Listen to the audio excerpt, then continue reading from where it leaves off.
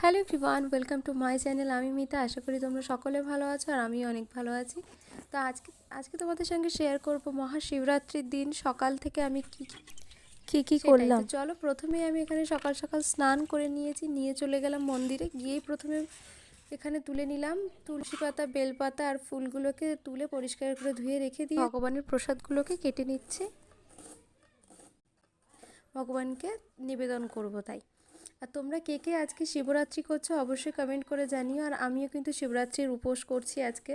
তো আমি শুধুমাত্র পঞ্চশস্য খাবো না, তাছাড়া ফল খাবো। তো তার আগে আমি আমাদের বাড়ি শিব ঠাকুর, তো সেই মহাদেবের মাথায় এখন আমি জল ঢেলে নিলাম। এবার প্রসাদ দেবো ওনাকে, তারপরে আমি আরতি করব। যেটা আমার খুব ভালো লাগে প্রদীপ জ্বালাতে আর ধূপ জ্বালাতে। মন্দিরে এসে আমি ছোট থেকেই খুব ভালোবাসি এটা করতে।